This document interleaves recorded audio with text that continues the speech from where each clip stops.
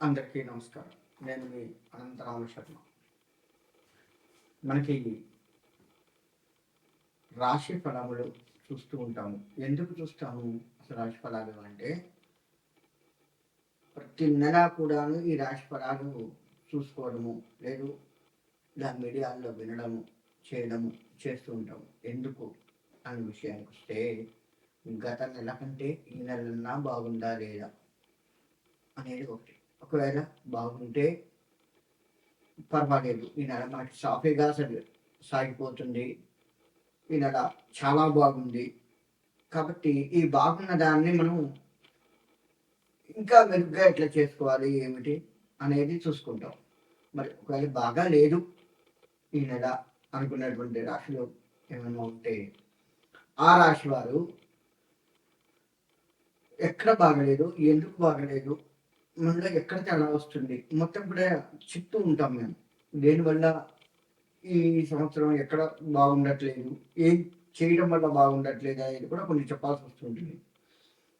కాబట్టి అటువంటివి మనం తగ్గించుకుంటూ, అటువంటి వాటి విషయాల జోలికి పోకుండా, ఉదాహరణకి కోపం ఎక్కువ అని వచ్చింది అనుకోండి, ఈ నెల మొత్తం మనం కోపాన్ని తగ్గించుకుంటూ ఏం చేస్తే బాగుంటుంది ఇంకా అనేది ఆలోచిస్తూ మనం ముందుకు పోతూ ఈ నెల కూడా మనకు అనుకూలంగా మారేటట్టుగా చేసుకోవచ్చు. అంటే జాగ్రత్త పడటం కోసము ఈ నెల మనం కొంత జాగ్రత్త పడుతూ, తర్వాత బాగున్నది అనుకోండి దాన్ని ఇంకా మెరుగ్గా ఎట్లా చేయాలి అనేది చూసుకుంటూ, లేదు దాన్నే సరళంగా ఆ విధంగా అయినా సరే ఈ నెల గడిచిపోతే సరిపోతుంది అనుకున్నట్లుగా అయినా ఆలోచిస్తూ మనం ఈ రాశి ఫలాలు తెలుసుకుంటూ ఉంటాము.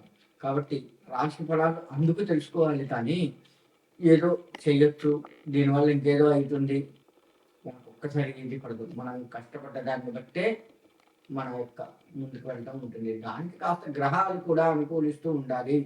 ఆ గ్రహాల అనుకూలత ఉందా లేదా తెలుసుకుంటూ, ఒకవేళ లేకపోతే ఏం చేస్తే గ్రహాల అనుకూలత ఉంటుంది అనేది చూసుకుంటూ, మనం దానికి పరిహారాలు, దోష నివృత్తి చేసుకుంటూ, లేదు రెమెడీస్ ఏదైనా చేసుకుంటూ, మనం ఆ గ్రహాన్ని శాంతింప చేసుకొని మనకు అనుకూలంగా ఉంచుకొని ధర్మబద్ధంగా నడుస్తూ, మన రాజకీయం కానీ, ఉద్యోగ వ్యాపారస్తులు కానీ, ఏదైనా సరే చేతి వృత్తులు కానీ, ఇలా అన్ని రంగాల వారు కూడాను దానికి అనుకూలంగా వెళ్తూ మన జీవన ప్రయాణాన్ని కొనసాగించుకోవడం కోసం మాత్రమే ఈ రాశి ఫలాలు చూస్తూ ఉంటాము. కాబట్టి ఇక ముందుగా మనము ఒక్కొక్క రాశి గురించి తెలుసుకుంటూ ముందుకు వెళ్ళే ప్రయత్నం చేద్దాం. వృశ్చిక రాశి. వృశ్చిక రాశి వారికి 8వ ఇంట్లో కుజుడు ఉన్నాడు. 8వ ఇంట కుజుడు ఉన్నాడు. ఆ కుజుడు వల్ల వాహన ప్రమాదములు జరిగే ఆస్కారం కనబడుతూ ఉంది, గాయాలు తగిలే ఆస్కారం కనబడుతూ ఉంది, గాయాలయ్యి ఇబ్బంది పడుతూ ఉంటారు. అది ఒక్కటే ఈ రాశి వారికి ఇబ్బందికరమైనటువంటి వార్త. అది తప్ప మిగతా అంతా అనుకూలమే. ఒక్కటి జాగ్రత్త పడండి. కుజుడికి సంబంధించిన దాన ధర్మాలు చేసుకోండి, కుజుడికి సంబంధించిన జపములు చేయించుకోండి, కుజుడికి సంబంధించిన ప్రదక్షిణ నమస్కారములు చేయండి. కుజుడికి ప్రదక్షిణ నమస్కారములు చేస్తూ ఆ కుజుడి అనుగ్రహాన్ని పొందుతూ ఈ యొక్క ఇబ్బందికరమైనటువంటి విషయాల నుంచి బయటపడండి. అదొక్కటే వీళ్ళని కొంగదీస్తూ ఉంటుంది. వీడి మాటకు ఎదురుండదు. నూతన వ్యాపారాలకు శ్రీకారం చుడుతూ ఉంటారు. కొత్త కొత్త విషయాల్ని పక్కన వారికి అందిస్తూ ఉంటారు. కొత్త కొత్త విషయాల్ని తెలుసుకుంటూ ఉంటారు. వినోదాల్లో పాల్గొంటూ ఉంటారు. ఇట్లా అన్ని రకాలుగా బాగుంది ఒక రకంగా చెప్పాలంటే. అయితే వ్యాపారం చేసేటువంటి వారికి సరైన సమయానికి ఈ కుజుడి అనుగ్రహం లేకపోవటం వల్ల ఆ వ్యాపారంలో కొంత ఒడిదుడుకులు జరిగే ఆస్కారం కనబడుతుంది. కాబట్టి కుజుడి అనుగ్రహం ఈ వ్యాపారస్తులకు తప్పనిసరి. ఇక చేతి వృత్తుల వారికి కూడాను కుజుడి అనుగ్రహం లేకపోవటం వల్ల అన్నిటా బాగుండి ఎక్కడో ఒక దగ్గర ఇబ్బందికరం అవుతూ వారి వృత్తుల యందు రాణింపు సడలిపోతుంది. గుర్తుపెట్టుకోండి, రాణింపు సడలిపోతుంది. దాన్ని కాస్త జాగ్రత్త వహించండి. ఇక విద్యార్థుల విషయానికి వస్తే, కుజుడు బాగా లేకపోవడం వల్ల మాత్రమే మీరు చదువును ముందుకు కొనసాగించలేకపోతూ ఉంటారు. గుర్తుపెట్టుకోండి. కుజుడికి చదువుకి ఏం సంబంధం ఉంది అంటారేమో. మనం చదివింది మెరుగుపడాలి అంటే కుజుడు. గుర్తుపెట్టుకోండి. కుజుడు ప్రతిసారి శరీర గాయాలు తగిలిస్తూ ఉంటాడు కదా. మరి ఆ శరీర గాయాలు తగిలిస్తూ ఉన్న సమయంలో మీ ధ్యాస పక్కకు మలుతూ ఉంటుంది. దాని వైపు వెళ్ళి చదువు, ఆ నొప్పి బాధ ఈ విధంగా ఉంది, ఏంటి నాకు ఈ కష్టం అనే ఆలోచనలతో ఉండి చదువుని సరిగా చదవలేకపోతాడు. ఇది సంబంధం గుర్తుపెట్టుకోండి. అందుకని ఓవరాల్గా ఈ రాశి వారు మొత్తంగా ఈ రాశి వారు చేయవలసింది ఏంటంటే అంటే కుజుడికి పరిష్కార మార్గాలు వెతుక్కోవడమే. అలా వెతుక్కొని దానికి త్వరగా చేసుకున్న తర్వాత మాత్రమే నూతన వ్యాపారాలు మొదలు పెట్టాలన్నా, మీరు ఇప్పుడున్న పరిస్థితి గట్టు పరిస్థితి నుంచి బయటపడాలి అన్నా కుజుడికి సరైనటువంటి పరిష్కారాలు చేసుకోవాల్సిందే, జపములు చేయవలసిందే. ఇకపోతే వివాహాలు, కొత్తగా వివాహం చేసుకోవాలి, సంబంధాలు చూడాలి అంటే వివాహానికి కుజుడు కారణం అవుతూ ఉంటాడు. కాబట్టి కుజుడికి తప్పనిసరిగా చేసుకునే సంబంధాలు చూడండి, వివాహాలు చేసుకోండి.